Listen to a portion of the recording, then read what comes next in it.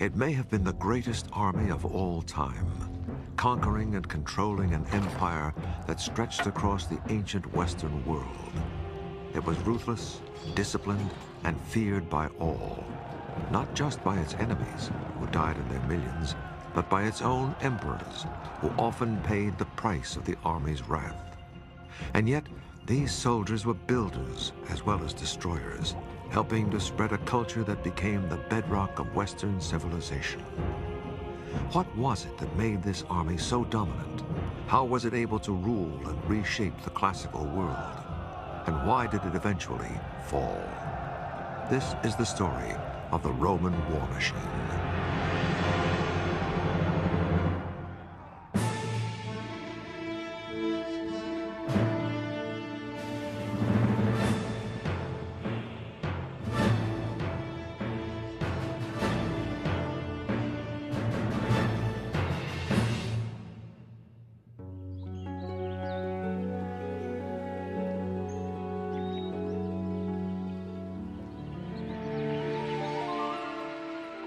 By the 2nd century AD, Rome's empire had expanded about as far as it could.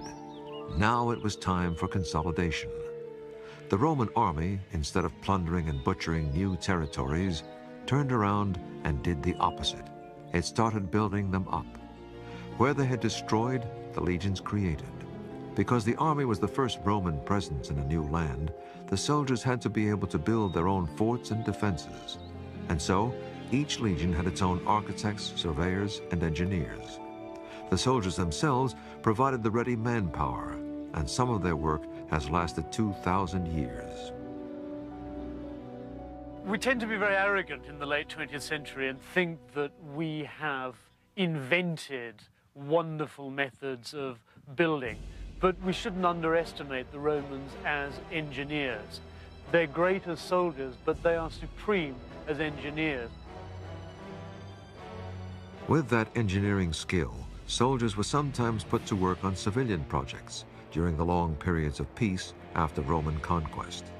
It was a way of setting Rome's stamp on conquered lands. The most basic and most famous of the army building projects were the roads. They enabled the legions to move rapidly to any trouble spot and also allowed trade to flourish. 53,000 miles of roads were built to connect the empire.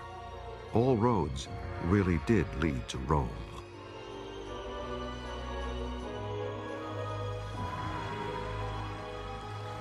Some building projects were breathtaking. For example, the Pont du Gard in southern France. It's one of the highest bridges in the Roman world, standing 160 feet high, and was part of an aqueduct that carried water to the city of Nîmes. The engineering is precise. The aqueduct slopes so gently that over its 30-mile journey, it falls just 30 feet from start to finish. The bridge was built around 50 AD.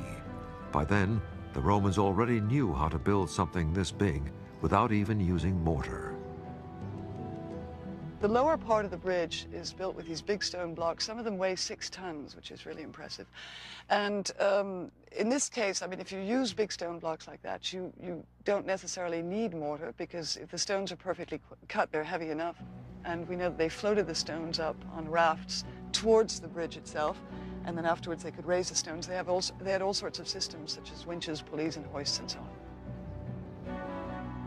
Unlike the great buildings in Rome itself, which were carefully documented, we don't know exactly who built works like this in the provinces, because no records were kept. But it's possible the army had at least some role in the Pont du Gard. We have absolutely no proof that the army did help, but it is a theory, of course, because we know that they needed the know-how, the organization, the labor, and so on and so forth. The aqueduct's water flowed through a covered channel that ran along the top of the bridge. Thanks to gravity, it delivered 20,000 tons of water a day to the city of Nîmes. What you can see here is, first of all, the size of it. It's about 6 feet high and 4 feet wide, which is really pretty considerable. And it supplied a city of some 30,000 inhabitants with all the water they needed, actually. Apart from the obvious benefits such works brought to the empire, Using the soldiers as builders had other payoffs. First, it let the emperors sleep a little better at night because an army that's busy working has less time to plan political overthrows. The modern army has a great program of tank washing and tank maintenance just to keep the troops occupied. The Roman army solved that problem of keeping your troops occupied by turning them into builders. Building was one of the least favored activities for soldiers, especially the heavy work of stone cutting, and there were even mutinies by units who felt they were overworked. Every common soldier's dream was to get out of this kind of work by being designated as immunis, literally a soldier immune from the worst jobs because of his skills. Those with immune status included blacksmiths, surveyors, medics, arrowsmiths, trumpet makers, and keepers of sacrificial animals. Another payoff from using soldiers as builders was that it helped to keep conquered people passive by giving them the advantages of Roman civilization. They could then be brought within the Roman world and given the benefits of Roman civilization, of Roman urban life, of food, social organization, bathing. The spread of hot water and bathing is an important part of the Roman takeover of northwestern Europe. A fine example of the good life that Rome brought to its conquered citizens is the amphitheater at the military colony of Nîmes in southern France. Built in the 1st century AD, it holds 20,000 people and is still used for concerts and bullfights. 2,000 years ago, it was used for animal hunts and military demonstrations. Through gladiator contests, the Romans were able to perpetuate the notion among conquered people of the superiority of the Roman warrior. The amphitheater was also a place where the people of the conquered provinces could see the majesty of the empire, literally. We are quite sure that we had the emperor and very important magistrate of Roman Empire coming to Nîmes. So it was, in a way, television for the people here to see these personalities, and in a way they could feel part, sitting here, a part of this empire, to keep the people quiet and satisfied, we might say. Roman building in the provinces also helped to indoctrinate local people with the godlike qualities of the emperors. One example is the theater at the military colony of Orange in France. Also built well enough to still be used today, it has a wall 120 feet high behind the stage, equal to a 10-story building. Not only would the size and sweep have impressed local inhabitants, but punctuating the wall is a statue of the Emperor Augustus, looking down on them as if from the heavens. The back wall of this theater is one of a very impressive Roman building as it is now, but it used to be much more impressive with the marble covering, the 3 floors, and on the top of the scene was the statue of the Emperor himself, looking at the spectators as a god. But it wasn't just with architecture that the Roman army spread civilization through the empire. As we'll see, the thirsty legions helped to start the European wine industry.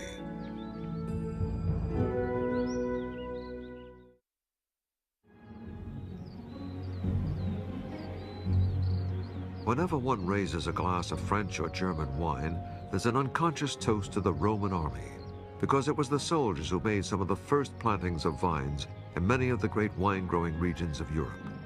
As they conquered new territories, the vine went with them.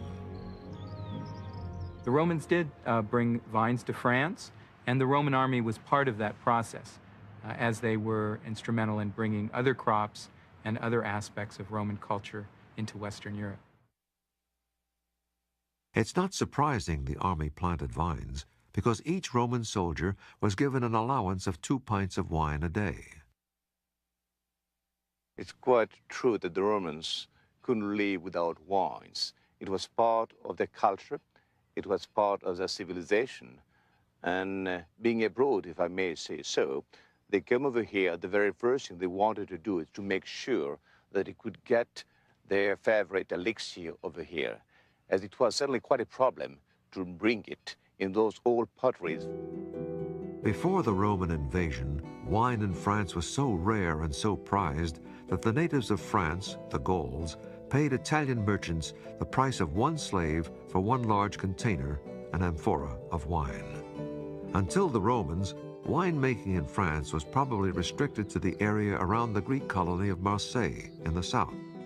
As Rome began to conquer France, soldiers and civilians began planting vines as they went, including the Rhone Valley, Burgundy, the Loire Valley, and Champagne, and also the Rhine and Moselle valleys in Germany.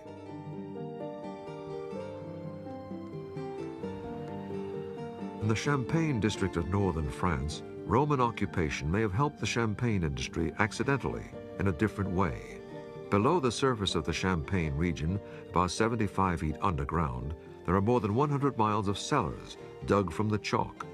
It's believed that some of these cellars may have begun as quarries in the 1st or 2nd century AD to provide chalk for building blocks. Today, these underground chalk quarries serve as cellars for Champagne's 800 million bottles. But for a very different reason, it's believed these cellars may have been important to Romanized citizens towards the end of the empire. They were a possible refuge from raids by invading German tribes who envied the comforts of Roman life, including wine. There's no doubt that barbarians wanted to share in Roman luxuries. There are plenty of Roman luxuries that you find in Germanic barbarian areas even before the invasions take place. They like to get hold of them through trade or gift or whatever. The cellars may also have been used as a refuge in more modern times. During both world wars, there was fierce fighting in the Champagne district, and civilians used the cellars for temporary safety. When the bombing started, people were very soon coming here in the cellars, and we have found a lot of furnitures here, some forks and knives and bottles and plates, everything, and we think that they were just living here for a couple of days, perhaps, just waiting for the end of the bombing. Even today, European defense chiefs apparently have their eye on using the Roman cellars again, if necessary. I've been showing around the cellars, a senior officer from NATO, and after the visit with a twinkle in the eye, he said, "Christian, it's certainly the place I'd like to spend the Third World War conflict." Although the Roman army helped spread civilization as a way of keeping the peace in the conquered provinces, it was never afraid to use the stick as well as the carrot if the provincials got out of line. What should never be forgotten is that this peace was actually maintained by the threat of armed force. And within those lands, society as a whole was still pretty violent. It was still a slave-owning society. People were very frequently physically brutalized. Rome spread its distinct form of civilization throughout its empire, and yet the process carried within it the seeds of the empire's destruction. The civilized empire became a magnet to barbarian tribes living outside the empire who wanted a share of the Roman lifestyle. Rome almost flaunted its wealth at the barbarians by having many of its forts and colonies right on the borders of the empire, in full view of the barbarians. The soldiers are the only sector of society who have pay, and their pay is being spent in that area. So you get these cities like Cologne and Mainz and Budapest, Vienna and so forth growing up in what had previously been very barren areas, and right across on the other side of the river, so to speak, are these unfortunate people who have nothing. And this makes a magnet for them. Wonderful network of roads. So the barbarians who invade, they go across the river, and there's a milestone saying, you know, Rome 600 miles this way. I mean, yeah, that things are made so much easier as well as more attractive for them. One of the first major signs of trouble came in the 170s AD, when Germanic tribes invaded Italy. They said they were forced to invade because of turf wars with other barbarian tribes. Roman writers comment, among the bodies of the dead there were women and children, and the tribe said, look, please take us into the empire. we are being put under terrible pressure by the tribes from the interior, and we want land. Some of them were accepted to start with, but then it just became too much of a problem. The number of barbarian raids steadily increased throughout the 200s AD. Rome's borders were simply not as secure as they had been in earlier times. A major reason could be found in the east. A revitalized Persian Empire began retaliating to centuries of Roman raids and pushed into Roman territory. In the year 260 AD, the Persians even captured the Roman Emperor Valerian on their own territory and kept him prisoner for life. It's the Persian attacks on the eastern frontier that act, as it were, like the first domino in a series. Rome is forced to fight a series of very expensive defensive wars. No longer can war be funded by booty extracted from conquered people. This time the empire, from its own resources, has to pay for the defense of its own frontiers. Having to shift troops to the east to fight the Persians left Rome's other borders less secure. There were constant raids, especially from German tribes, who in one battle killed the Roman Emperor Decius in the year 251. There were invasions of Roman Gaul and the Balkans, and Italy itself was invaded several times in the 260s AD. The raids stretched the logistics of the Roman army to the limit. The gathering of the troops and the going to the frontier takes place at walking pace, so no more than 20 miles a day. To put together a sizable force, get it to the right bit of the frontier, you're certainly talking weeks and maybe months. And there was another problem for the Romans. The barbarian tribes that Caesar and others had defeated so easily had learned tremendously from the Romans and were now ready to turn the tables.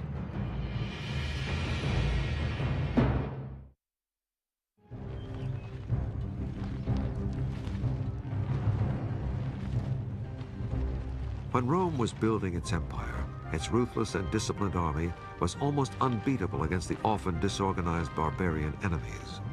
But by the 200s AD, things were changing. For centuries, many barbarians had been part of the Roman army, recruited by Rome to fight alongside the legions. Now that was beginning to backfire, as barbarian tribes used their newfound skills to fight for their own peoples against the empire. Very many of their warriors have, at one time or another, served in the Roman army. They're getting much more familiar with Roman tactics, and to some extent they're starting to imitate them as well. Therefore, it's a much more difficult task for the Romans to cope with. But the threats were not just external.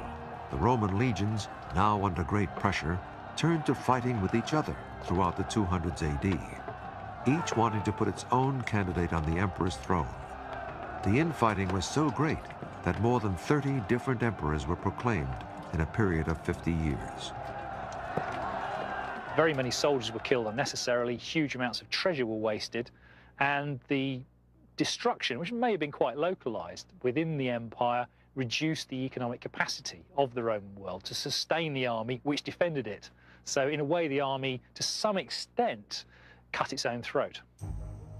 The Roman fort at Salzburg in Germany was just one of the many that fell into enemy hands during the 200s, as barbarian tribes swept across the border. The whole nature of the Roman military strategy was changing. In the early days of the empire, the army had been on the attack, conquering new territory and paying for its wars with captured treasure. But now the empire and its army were hunkering down defensively. Even women and children were called on at times to help the army defend a town from attack, and many cities began building walls to try to keep the invaders out. So it's no surprise, by the 270s, a Roman emperor actually gives the word Rome has got to have an enormous city wall, such as it hadn't had for 600 years.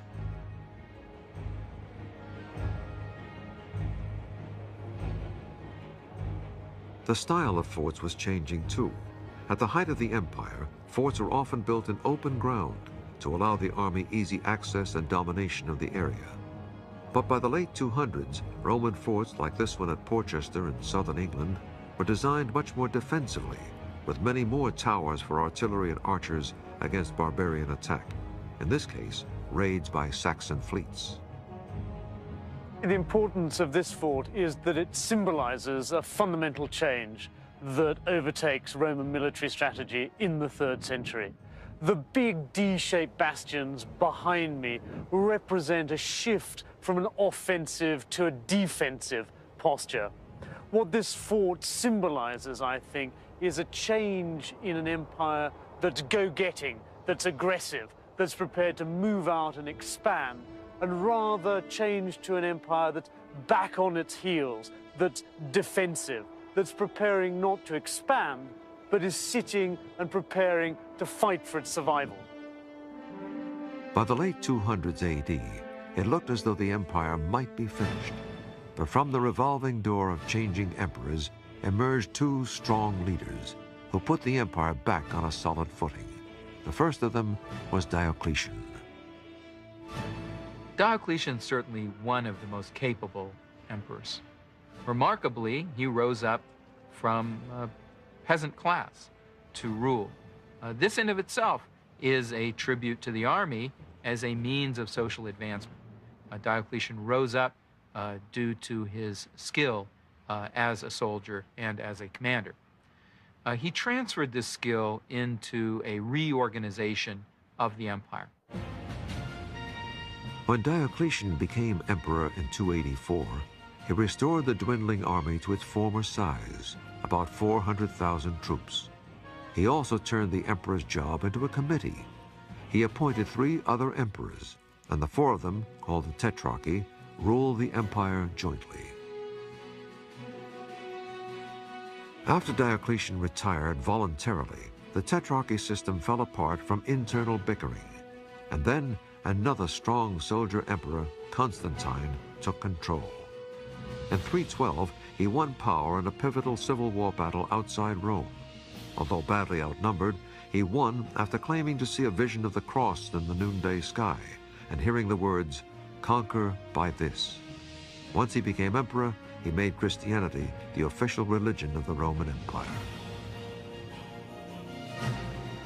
Constantine continued Diocletian's military reforms. He created a mobile army to back up the frontier garrisons. These field units could rush to counter trouble wherever it broke out. A central reserve, a mobile reserve, as well as having the troops all around the frontiers.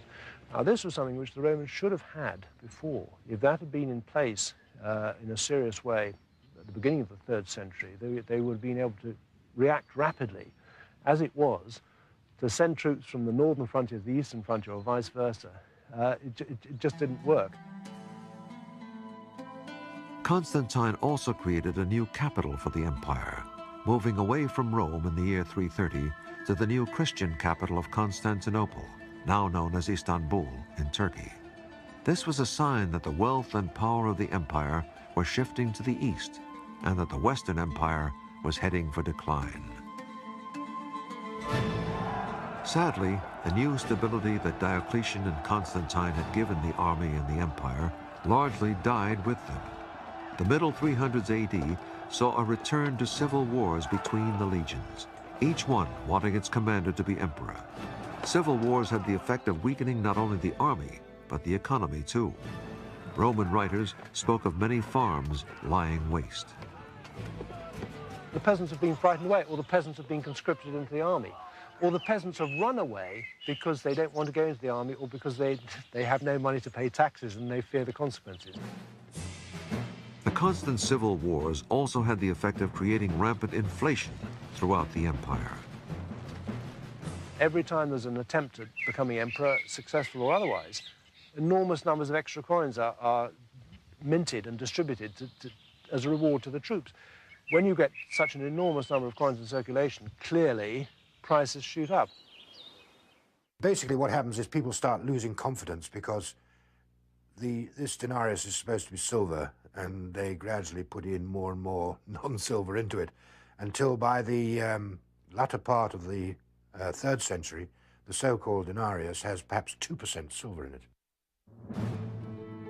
barbarian invaders took full advantage of the empire's internal problems. In Britain, tribes from Scotland stormed across Hadrian's Wall in the 360s.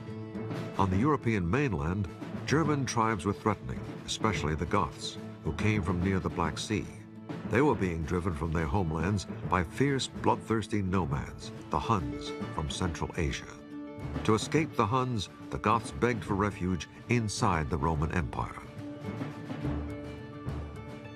The Goths are fleeing from the Huns, and they are clearly scared to death. And the Romans accept this explanation. The Romans actually ferry them across the Danube. So sometimes barbarians are simply running away from other barbarians. But after he allowed the Goths to settle, the Roman Emperor Valens decided he wanted them out. In 378, he personally led an army against them at Adrianople, north of Constantinople. It was a disastrous mistake. Acting on bad intelligence, the Romans were pinned between two Gothic armies. And the story as it goes is that they can't use their weapons. They're trapped, they can't turn around, and they're massacred. 2/3 of the army, I think about 12,000 men, are killed on that one day. The dead included the Emperor Valens. More importantly, the loss of so many troops at once weakened the Romans' capacity to defend the empire.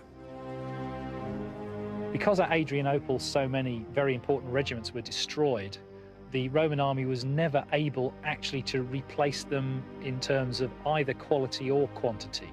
So its military capacity overall was that much reduced. It was therefore unable properly to defend all of the frontiers thereafter. The Romans now were forced to let the Goths stay, and other barbarian tribes were allowed to settle too, provided they joined the Roman army. Rome had always used and trained foreign troops, but now barbarian armies were being conscripted wholesale to fight with the Romans. The real problem with barbarians is not individual barbarians in Roman units. It's when they come in large numbers and are employed by the Roman state en masse, as it were, without going through Roman military training. The so-called barbarization of the Roman army was only one part of the problem. In the army as a whole, the once proud standards were beginning to fall away.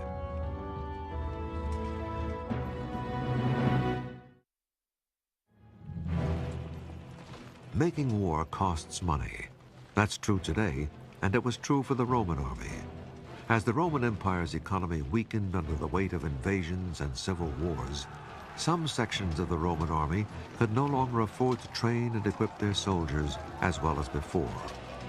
Armor and weapons, for example, the classic Roman helmet, were no longer standard.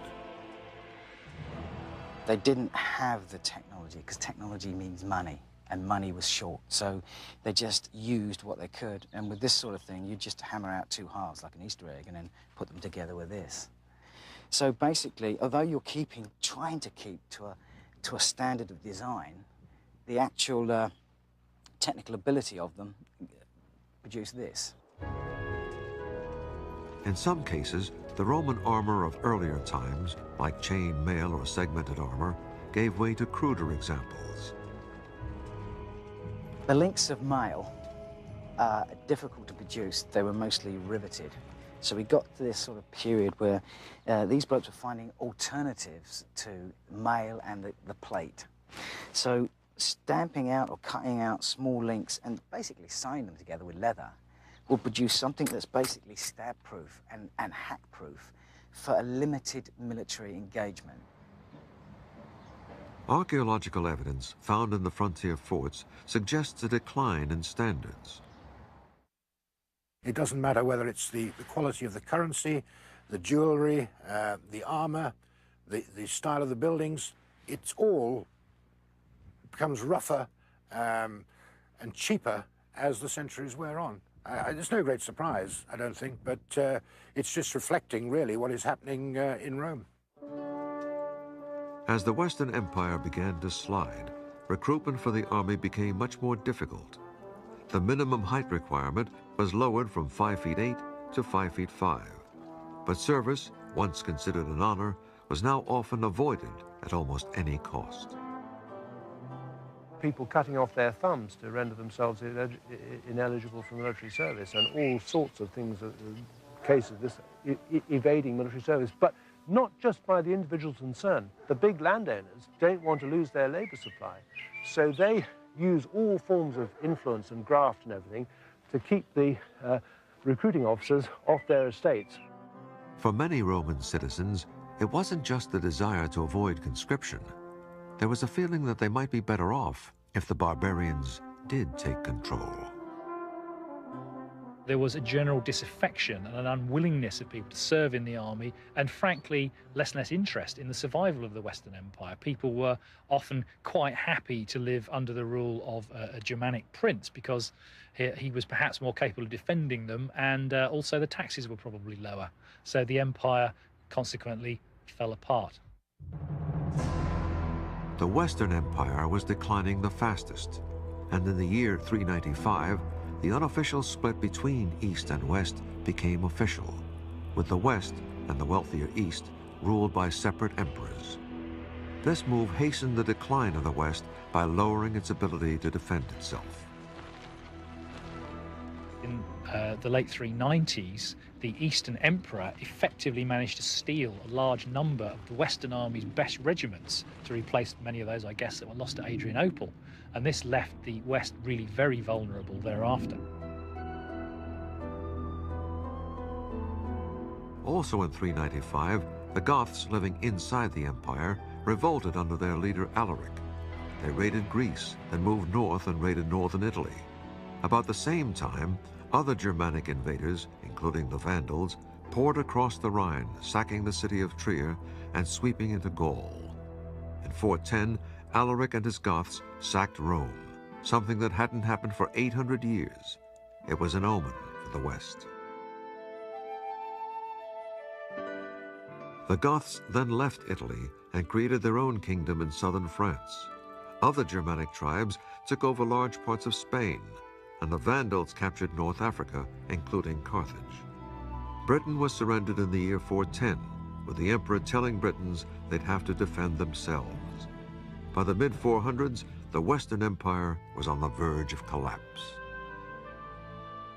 The Western Roman army, disunited, outnumbered, and underfinanced, had no real chance of holding off the threat, especially as they had helped train the invaders in the past by recruiting them into the Roman army.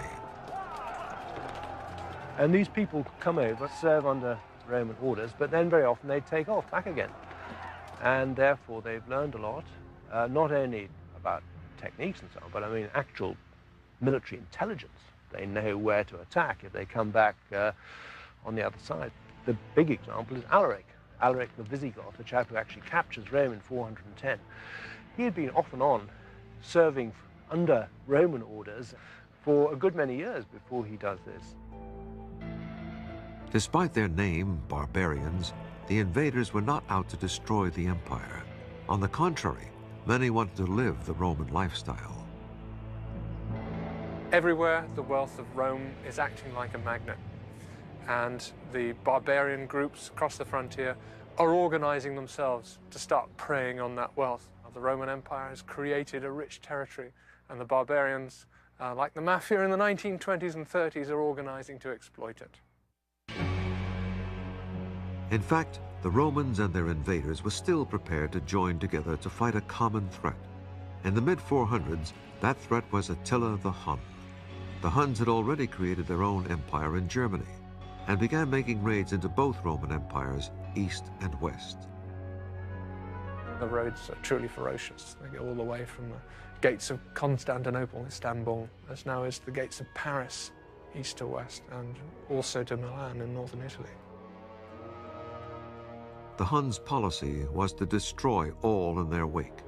The Chinese had built their Great Wall to keep them out. The Huns were brilliant horsemen who could fire long-distance arrows while at full gallop.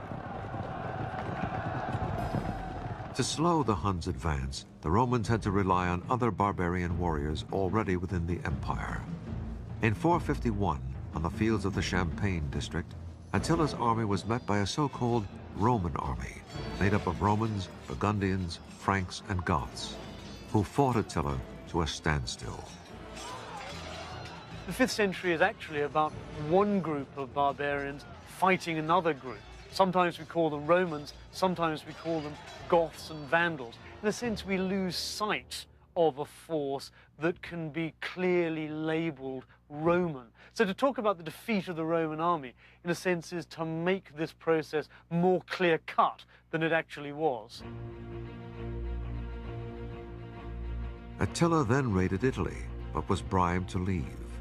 And after he died in 453, the Huns lost their unity and were overthrown by their own subjects in Germany. The Western Roman Empire suffered much the same fate. Throughout the 400s, it had been turning into a mosaic of German kingdoms, and Italy itself became the final domino to fall.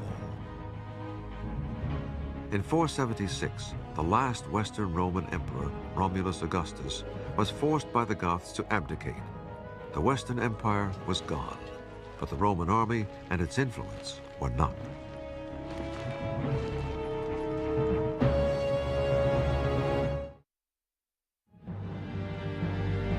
History speaks of the fall of the Roman Empire, but the Western Empire did not really fall. Rather, it was transformed by gradual assimilation, with the Romans and barbarians becoming more and more like each other. Look, it's just much less exciting, I know, to think of accommodation and assimilation. It's much better to think of hairy barbarian hordes charging across frontiers. But I think it's unlikely that it happened that way. I'd go for a much slower process in which by the 5th century, actually in Gaul and parts of northern Italy, it's difficult to spot the difference between a Roman and a barbarian. One reason is that in most cases, the invaders kept things much the same. They lived Roman lifestyles, preserved Christianity, and used Roman citizens to run the affairs of state. Barbarians certainly enjoyed Roman civilization. There's a tremendous amount of evidence to that effect. When the Vandals get to North Africa, they start to wear togas, hang about in the baths and go to circuses, build themselves villas and decorate them with Roman-style mosaics, portraying themselves as Roman aristocrats. As for the Roman army in the West, it was never officially disbanded. As the empire fell apart, many legions simply stopped receiving their pay, and they melted back into the local population. That's what seems to have happened on Hadrian's Wall. The coinage has just about disappeared, and therefore one has to speculate, based on evidence of what we know about from other provinces elsewhere. And here, certainly my view is still the one that they gradually fade away. Although the Western Roman Empire and its army disappeared, the Eastern Empire and its army continued to flourish. The Eastern Empire, known today as Byzantium, had always been the wealthier half, and its borders were less vulnerable to attack. The East's major military antagonist was the Persian Empire, with which the Eastern Empire had very serious wars, but at least they could achieve treaties with the Persian king, and this could bring long periods of peace. So it was actually perhaps a rather easier task for the East to defend itself than for the West. Although the look of the Eastern army gradually changed, at its core, it was still run along the same fundamental lines as Roman armies of the past. It maintained in the long term standing regiments.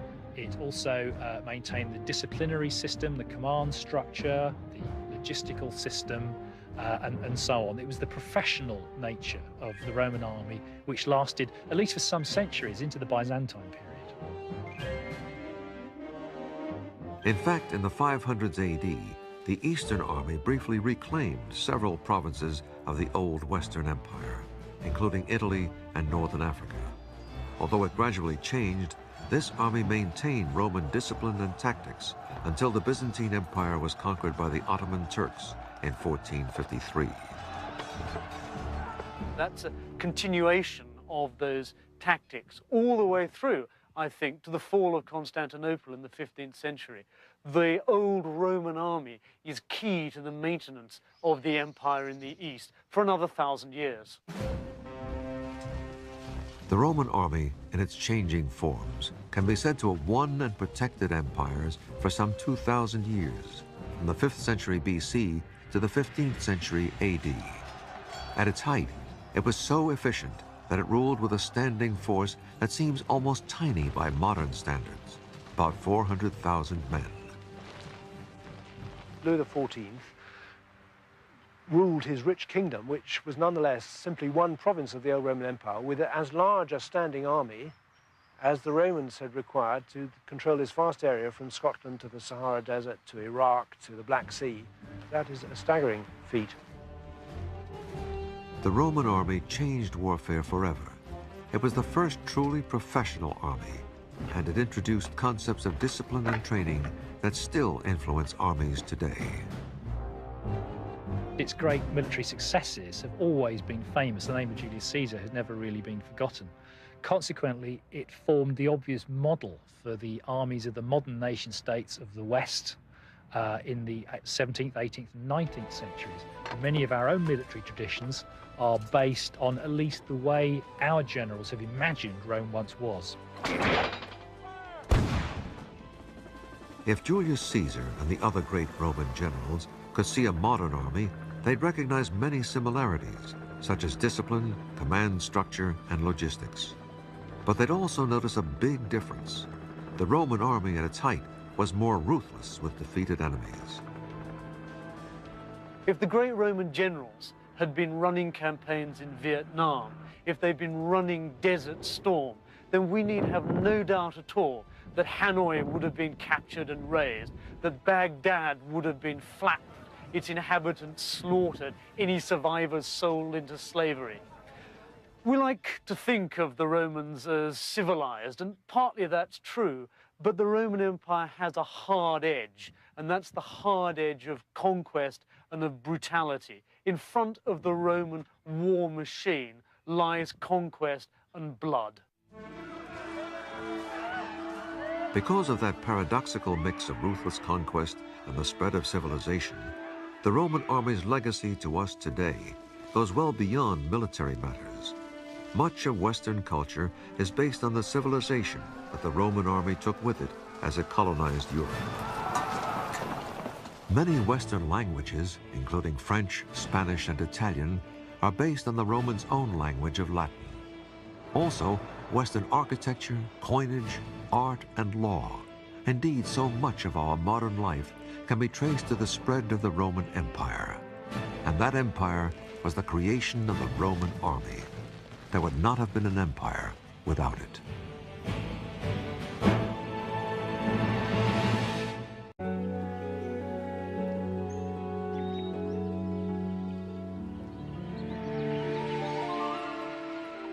By the 2nd century AD, Rome's empire had expanded about as far as it could. Now it was time for consolidation.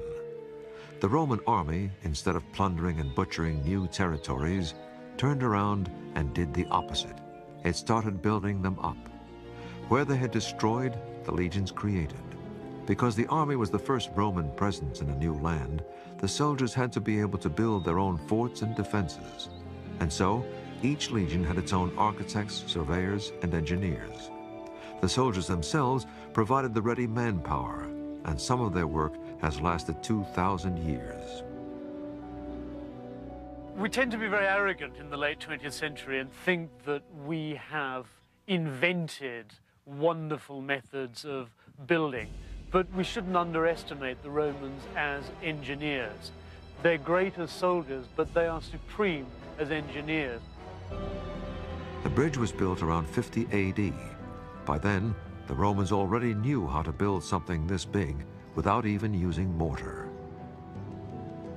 The lower part of the bridge is built with these big stone blocks. Some of them weigh 6 tons, which is really impressive. And in this case, I mean, if you use big stone blocks like that, you don't necessarily need mortar, because if the stones are perfectly cut, they're heavy enough. And we know that they floated the stones up on rafts towards the bridge itself, and then afterwards they could raise the stones. They had all sorts of systems, such as winches, pulleys, and hoists, and so on. Unlike the great buildings in Rome itself, which were carefully documented, we don't know exactly who built works like this in the provinces, because no records were kept. But it's possible the army had at least some role in the Pont du Gard. We have absolutely no proof that the army did help, but it is a theory, of course, because we know that they needed the know-how, the organization, the labor, and so on and so forth. The aqueduct's water flowed through a covered channel. It may have been the greatest army of all time, conquering and controlling an empire that stretched across the ancient Western world. It was ruthless, disciplined, and feared by all, not just by its enemies, who died in their millions, but by its own emperors, who often paid the price of the army's wrath.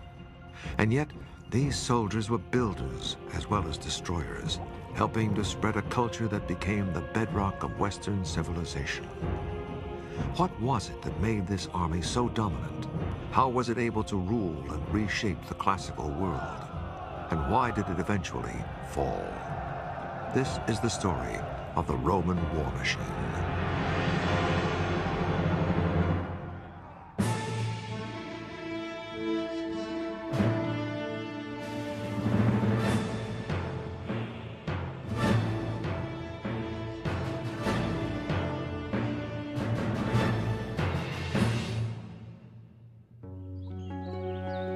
That ran along the top of the bridge.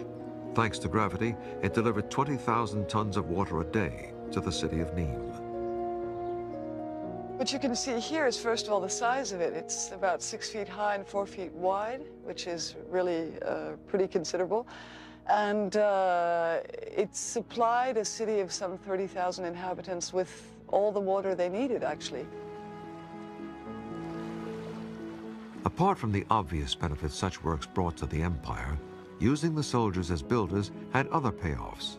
First, it let the emperor sleep a little better at night, because an army that's busy working has less time to plan political overthrows. The modern army has a great program of tank washing and tank maintenance, just to keep the troops occupied. The Roman army solved that problem of keeping your troops occupied by turning them into builders. Building was one of the least favored activities for soldiers, especially the heavy work of stone cutting, and there were... With that engineering skill, soldiers were sometimes put to work on civilian projects during the long periods of peace after Roman conquest. It was a way of setting Rome's stamp on conquered lands. The most basic and most famous of the army building projects were the roads. They enabled the legions to move rapidly to any trouble spot and also allowed trade to flourish. 53,000 miles of roads were built to connect the empire. All roads really did lead to Rome.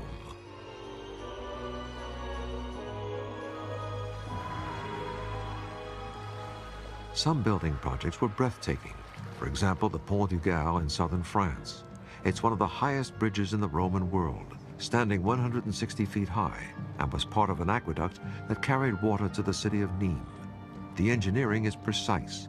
The aqueduct slopes so gently that over its 30-mile journey, it falls just 30 feet from start to finish.